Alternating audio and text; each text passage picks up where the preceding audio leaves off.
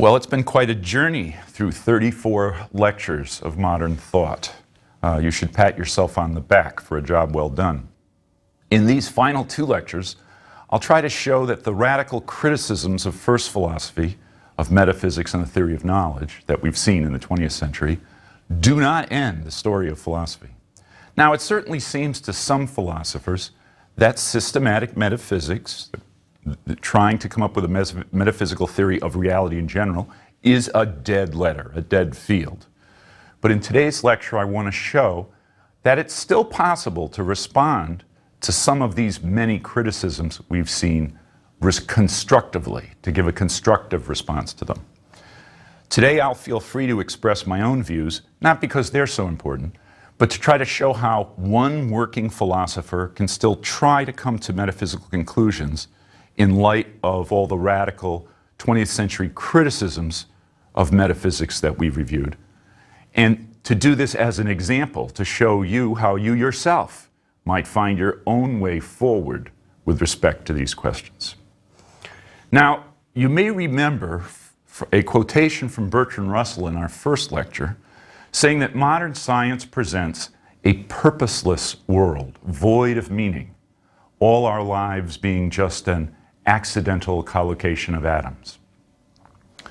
We could add to this a more recent statement from the Nobel Prize-winning physicist Steven Weinberg's excellent book on the Big Bang called The First 3 Minutes. He concluded his book by writing, quote, "The more the universe seems comprehensible, the more it also seems pointless," unquote. Is this true? Is this what science tells us? Or do the pro-modernist views of the preceding lecture, the pragmatic realist views, combined with a more complex, non-reductive view of nature, might these show us an alternative? Let's see. Now, one of the enduring themes of modern thought has certainly been the need to understand reality systematically in light of the achievements of modern science, yet still leaving room for the human mind, meaning, and hope. Can metaphysics still hope to do these things? Now, first of all, the form or method of metaphysics can be clarified. Metaphysics doesn't have to claim, as it did for Descartes, Spinoza, and Hegel, certainty or finality or necessity. It can just claim to be the best hypothesis about what everything is and how it all fits together. This was indeed the view of Peirce and Whitehead about their own efforts. Metaphysics is a hypothetical, fallible, partly empirical, contingent discipline. Now to the content of such a theory. Now, one simple way to understand metaphysics since the 17th century is to ask, what is inside or what is based on what? Mind or nature? That is nature based on mind based on nature, or what? There have been many ways of understanding mind and nature, of course, and many ways of presenting what might be called substitutes for them. For example, the proponents of mind might talk instead of experience or spirit or representation or signs or practical human activity or culture itself. And the representatives of the priority of nature sometimes speak of just the material or the physical. Now, some alternatives make the two sides more different, some closer together. Descartes, of course, made mind and nature, understood as mind and matter, totally different, so it was hard to imagine how they could possibly interact. Spinoza's philosophy brings them a little closer together, makes them both attributes of a single substance, related by what he called psychophysical parallelism, as you may remember. Some philosophers have tried to merge the two, or get beneath the distinction between them, like Hegel, Dewey, and Heidegger, each in different ways. But these attempts mostly, I would argue, end up putting one or the other, mind or nature, first, so don't actually escape the dichotomy. For example, Heidegger's notion of worldhood, as opposed to mind, is actually a dimension of Dasein's experience, a part of Dasein. That's why the early Heidegger said that the question, would there be being without Dasein, makes no sense. James and Dewey both say that everything starts with something called experience, understood as prior to the distinction we make between the objects of experience on the one hand and the process of experiencing on the other. But if that's true, then you'd have to say that before there was any living organism in the universe, there still was experience. Now, a different approach would be to accept, as science tells us, modern science, that nature comes before and is the basis for mind or experience, yet make nature pluralistic, not identical to the physical or the material. Doing this would mean dropping what I would call the dominant bipolar disorder of modern metaphysics, thinking that matter or mind or both exhaust reality. Reality's got to be one or the other or both, and there's nothing left. But what if instead reality is pluralistic? What if matter and mind are only two kinds of things, and there might be many more? Living organisms, life might be another kind of thing that's quite distinct. Cultural signs, culture might be distinct again and different from mind and matter, or nature understood as matter. Now, most philosophers who consider themselves naturalists are actually physicalists. We dealt earlier with the problem of reduction and with that idea. Both ontological and explanatory reduction were common in the mid-20th century. Watson's and Crick's discovery of the structure of the DNA molecule in 1953 seemed to promise that biology could be reduced to chemistry, just as quantum mechanics in the late 1920s seemed to show that chemistry could be reduced to physics. This physical reductivist attitude was epitomized in a lovely cartoon by Sidney Harris, which shows an older male physicist and his new younger female colleague chatting outside an observatory. He explains to her, "I'll be working on the largest and smallest objects in the universe, superclusters and neutrinos." Superclusters means superclusters of galaxies. He continues, "I'd like you to handle everything in between." Well, is this really an accurate depiction of nature? Is it really the case that the smallest and biggest provide the essential laws and rules that govern everything in between? I mean, is there nothing really novel in the rest of the universe? Since the 1970s, however, there has arisen, first of all, the field of philosophy of biology, which, as I told you once before, throughout the middle of the century, in the early and mid-20th century, philosophy of science was dominated by philosophy of physics. But in the 70s, starting then, philosophy of biology became more and more prominent. And many of its practitioners specifically denied that biology could be reduced to physics or chemistry. To take a quip from Jack Cowan, who tried to distinguish the biophysicist from the biologist. The biophysicist is essentially a physicist who studies biological phenomena. Anyway, Cowan says the way to distinguish the two is, and I quote, "Take an organism and homogenize it in a Waring blender. The biophysicist is interested in those properties which are invariant under that transformation," unquote. Well, one of the properties that isn't invariant under that transformation is life, which is, of course, what the biologist is interested in the first place. Now, even more important, also starting in the 1970s, a new set of scientific concerns arose under the name of complexity. Their consideration was led most famously by Belgian chemist Ilya Prigogine, and Nobel Prize winner. And the study of complexity essentially showed that in chemistry, solid-state physics, and biology, there is far more to be learned about unexpected phenomena that cannot be deduced from the laws of physics. Some of these phenomena go under the names of chaos, nonlinear systems, self-organizing systems, critical point phenomena, complexities in turning genes on and off.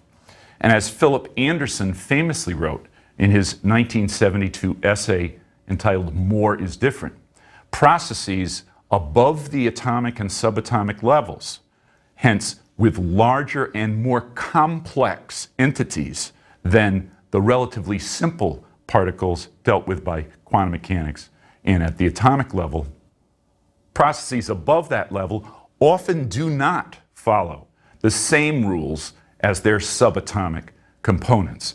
That is, more, in the sense of greater size, almost always means more complex, and more complex is indeed different. Now, as a result, today many philosophers reject explanatory or theoretical reductionism, admitting that there's no hope of ever reducing psychology or biology to physics. So we just have to accept multiple sciences at different scales, that for different sizes of phenomena, to give irreducible explanations. But many of these same philosophers still accept ontological reductionism, meaning that every being is in fact nothing but the smallest components of matter that compose it. Quarks and leptons, the most famous example of a lepton would be an electron. So let's say quarks and electrons. Am I nothing but quarks and electrons? The explanatory reductionist certainly says yes. The ontological reductionist says yes, but many contemporary philosophers accept ontological reduction, but not explanatory. They're chastened about that. But if the only reason to posit an ontology is that it's explanatory, why should ontological reduction be accepted if, in an explanatory way, reduction is unacceptable? And why should our ontology of nature be physicalist at all? Why should one feature or level of natural phenomena provide our ontology? Why follow Willard Van Quine's famous quip that he wanted a minimalist ontology, one suited, he said, to desert landscapes? Well, one of the most interesting analysts of these issues currently is the philosopher of biology, William Wimsatt, himself inspired by Campbell's evolutionary epistemology, among other things. Wimsatt distinguishes three types of explanations in science: the reductive, the phenomenological, and the functional. The reductive explains a system's properties or behavior by reducing it, or reducing the system, to its components and discovering among their properties or behavior and the interaction rules that govern them, discovering there what explains the properties of the system. A phenomenological explanation, and this use of the word phenomenological now has nothing to do with Husserlian phenomenology or its derivatives. A phenomenological explanation explains a system's behavior or properties by reference to another system at approximately the same scale. In other words, you explain the dent in the fender by the impact of the other car. Lastly, a functional explanation finds the explanation of the system's properties or performances in a more encompassing system, which selects the system in question or some state of it. In other words, when, let's say, in a biological organism, our DNA molecules have to be manufactured by cells. The processes of the cell and the structure of the cell have to play a role in the explanation of how particular atoms, different chemicals, associate themselves into the strand of DNA. So to explain how they come together, you have to refer to the cell or structures of the cell that are busy manufacturing that DNA molecule. That's a functional explanation to a higher level of scale. Okay. Now, Wimsatt shows that reductive explanation is complex. It's dependent on decomposition of the system that it's reducing. That is, it has to determine what the parts of a system are.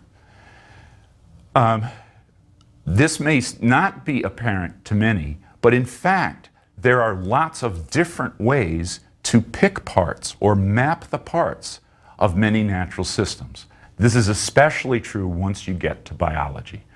For example, parts can be understood as organs, as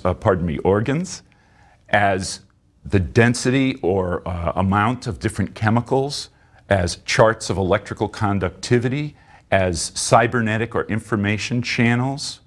All these are different ways to divide up an organism into parts. So for example, take me. On the one hand, you could say that my parts are, let's say, my major organ systems, heart, lungs, etc., and we could imagine taking them apart and putting them on a table. But that's not the only way to divide me up into parts. We could go through my body and look for the concentrations of different kinds of chemicals, which would be quite a different map. Or we could look at the movement of nutrients around the body, the circulatory system. Or we could look at the command system of my organism, that is, my central nervous system and the flow of electrical information. These are all different maps. So there's not just one list of parts, there's many. And furthermore, when parts interact complexly, reduction explains less and less. Now, the point of a reduction is, after all, to substitute a simpler problem for a more complex one. If the components have fantastically complex interactions, which cannot be simplified, then that probably means the whole system has some inner structure or process that we must refer to in explaining why the parts are doing what they're doing. But if we do that, we are no longer producing a reductive explanation. We are now using the whole to explain the parts, to explain the whole. That is, if someone tries to say the whole has certain properties because the parts do, but then we find we can only explain the properties or the relevant properties of the parts by referring back to the whole, well, then we've got an explanation, that's fine, but it's no longer a reductive explanation. Now, for Wimsatt, emergence is simply non-aggregativity. That's how he calls it. But we can just say what this means is an emergent property is just a property of the system that can't be explained reductively as an aggregation of component parts and their interaction rules. Whenever we try to explain a whole by its parts, but then find that the parts have complex relational properties that themselves can only be explained by the parts' positions in the whole because of the whole system structure of processes, we're admitting the whole has irreducible properties. This doesn't mean the properties of the whole are mystical or inexplicable. It just means we have to return to a phenomenological explanation or a functional explanation, and we do this in science all the time.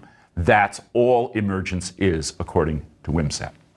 Now, the rise of the sciences of complexity since 1970, coupled with the demise of positivism, has suddenly breathed life into the old ideas of the British emergentists, which we can now state with greater precision.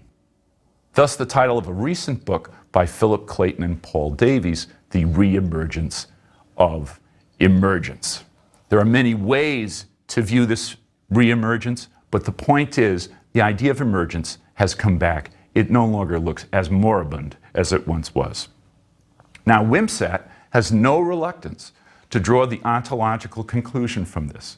Unlike Quine, he endorses what he calls a tropical rainforest ontology. That is, there are innumerable metaphysical kinds of entities and properties. Not all entities and properties are physical, nor are they either physical or mental. There are levels of scale in the universe, a hierarchy of levels. Each of these levels have real metaphysical distinctiveness. There are novel properties in the world. In other words, our picture of nature can't be so simple anymore.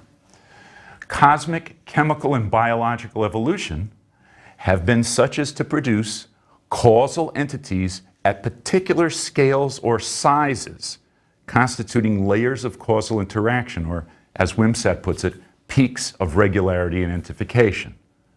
Societies and ecosystems are as real as individual organisms. Organisms as real as their macromolecules, the biomolecules, which are as real as their molecules, their atoms, and their subatomic particles.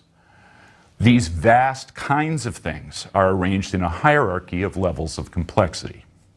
The point here is that if some version of emergence is not only epistemically but ontologically true, then we have a pluralistic universe of many kinds of entities at different stratified levels.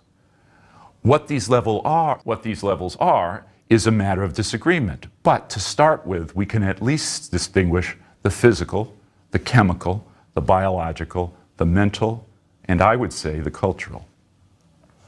This would, surprisingly enough, be a metaphysical picture uncongenial to foundationalism.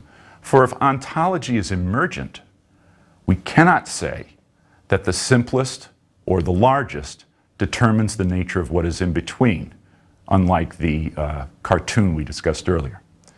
We have multiple orders of nature, interacting and connected, but which are built up over time.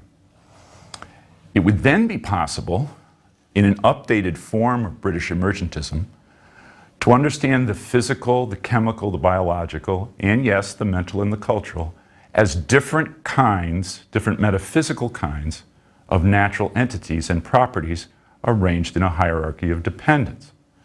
In other words, it would be granted by this view that the mental cannot exist without the biological or the chemical or the physical. But nevertheless, the mental does exhibit properties and entities that do not obtain in the merely biological or chemical or physical scales or orders of nature. So we have metaphysical novelty, in other words, different kinds of things that are not reducible, even though we have dependence on all the less complex orders. Now, mind and culture are dimensions of reality that many have claimed cannot be understood within nature. But if nature is no longer solely physical or material, but now it's understood to be pluralistic and hierarchical, then it may well be possible to include the mental and the cultural in nature. For example, following philosophers like George Herbert Mead and some of the American pragmatists, mind could be conceived not as a substance, but as the novel intentional activities of higher organisms with complex nervous systems. At the same time, language, meanings, history, in effect culture, which to many thinkers could not be included in nature, perhaps could be if nature is not just physical or material. Within a pluralist rainforest ontology of nature, it may be possible to think of culture not as the opposite of nature, as in the old mind-nature bipolar disorder, but to think of culture as a zone or dimension or part of nature. For it is true, after all, we humans are the cultural animals. We evolved to be able to make signs. This enabled us to manipulate meanings or ideas as objects. And this allows us to be uniquely creative animals who live by making things and making things that mean something that can't be said in anything like the human kind of scale of any other creature. Now, my suggestion is that the solution to the bipolar disorder of mind and matter is not to choose one over the other, but to demote each to membership in a pluralistic nature. For there are three interesting facts about nature that reinforce each other and reinforce this hypothesis. First, it's a fact that the physical, chemical, biological, mental, and cultural orders do exhibit a hierarchy of increasing complexity.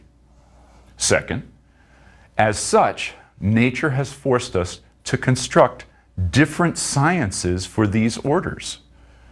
I mean, it's not for no reason that we have more than one science. We have a bunch of sciences, and that seems to be forced on us by the natural world. That itself is an informative fact. But third, and most remarkable, the levels of complexity in nature in fact match what science tells us is the actual development of the universe. That is, generally speaking, the complex has come later. For as far as we can tell, the physical universe began about 14 billion years ago with the Big Bang, an explosion of energy in hydrogen and helium, the lightest elements. It took billions of years for stars to form, and in their nuclear furnaces to fuse nuclei together to form heavier elements, and hence chemical complexity. Without that, there would hardly be a science of chemistry at all. Only eventually did the death and explosion of stars generate the heaviest elements and spread all other stellar elements across the universe, eventually leading to the formation of more stars and stellar systems, some with terrestrial planets. This all took about 10 billion years. And then, at least in one case, we don't know how many others there are, if there are, at least in one case, a planet formed with the ability to house life, which has then taken its own 4 billion year history of creating myriad forms, societies, and ecosystems. The most developed animals, the most complex animals, gradually evolved a central nervous system necessary and able to support the intentional activities like experience that we call mind. And out of these creatures, one developed language and culture, and therefore history, able to accumulate knowledge and pass it across generations. Now, one might wonder, one might ask, can there be a religious feature to such a view? And this is, of course, very controversial. Today, there's great hostility between the forces of religion and science. But some thinkers remember a time when the conflict was not so strident. For example, back in the day of Einstein and Schrödinger, there was no notion that somehow to pursue science meant to leave religion behind entirely. These were seen as compatible.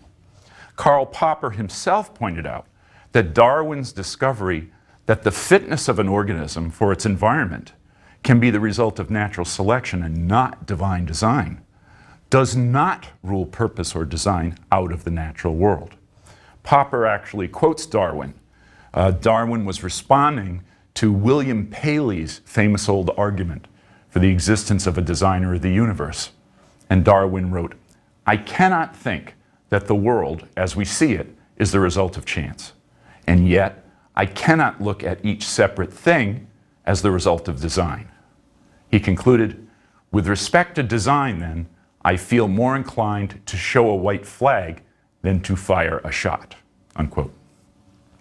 Popper continued to say, in the light of late 20th century science then, and I quote again, "I do think that science has taught us a lot about the evolving universe that bears in an interesting way on Paley's and Darwin's problem of creative design.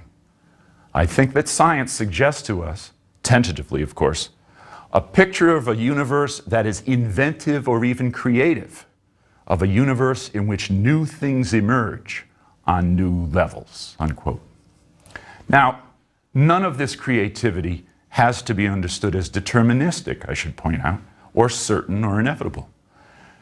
The physical constants of the universe, that is studied, the basic constants that are studied by physics, many have noticed occupy very narrow, improbable values. It may be the case that these simply make the creation of higher levels of complexity likely, not inevitable.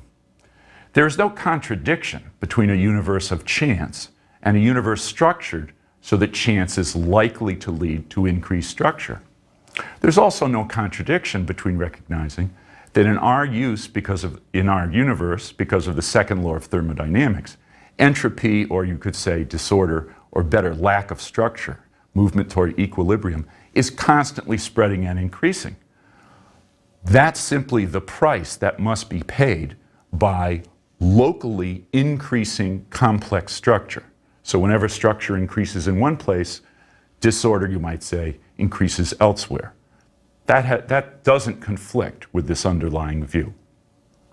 My point is, nature seems to be in the business of making ever new and more complex kinds of things. It may well be that nature has a point. Now, what that point is, I don't know. But my guess is at least that whatever it is, requires a universe that is creative and generates more complex systems. At least that's how one philosopher would begin to pursue metaphysical questions in the light of all the attacks on metaphysics in the 20th century. For it seems to me such questions are not over, and perhaps they're just beginning.